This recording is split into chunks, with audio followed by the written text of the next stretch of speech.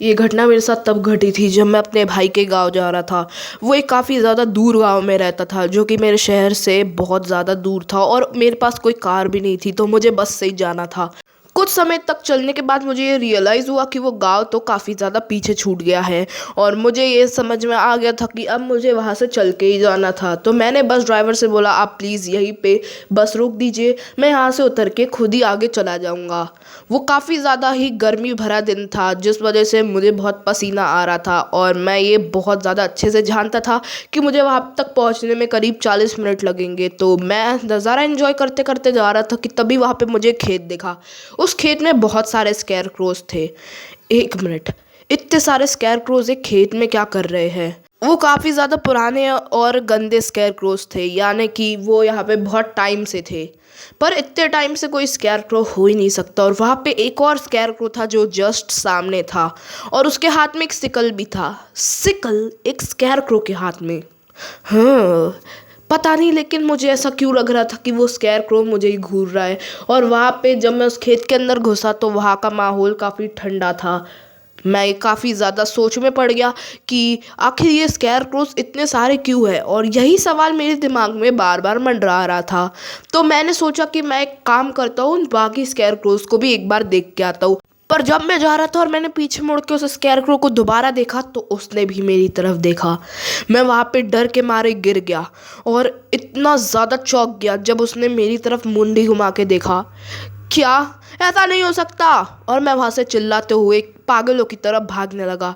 वो खेत काफ़ी ज़्यादा लंबा था तो मुझे बहुत ज़्यादा दूर तक भागना पड़ता और वो स्कैरक्रो भी मेरे पीछे भाग रहा था। मैं काफ़ी ज़्यादा डर गया जब मैंने देखा कि वो जो स्कैरक्रो था वो अपनी शिकल से मेरे ऊपर वार करने की कोशिश कर रहा था। मैं वहाँ से भाग रहा था और मैंने उस स्कैरक्रो से पूछा, मैंने तुम्हारा क्या बिगाड़ा है, प्लीज़ मुझे छोड़ दो। लेकिन वो स्कैरक्रो बस पागलों की तरह हंस रहा था और उसकी स्माइल वो बहुत ज़्यादा डरावनी थी। और मैं ये देख के काफ़ी ज़्यादा चौंक गया कि अब वो स्कैरक्रो मेरे काफ़ी नज़दीक है और वो मेरे ऊपर सिकल से अटैक करने की कोशिश कर रहा है।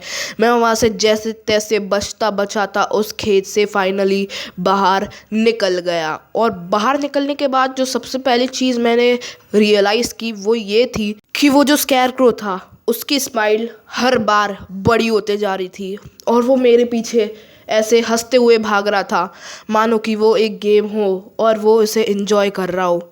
उसके चेहरे की स्माइल इतनी अजीब थी कि ऐसा लग रहा था कि वो इंसान ही नहीं है।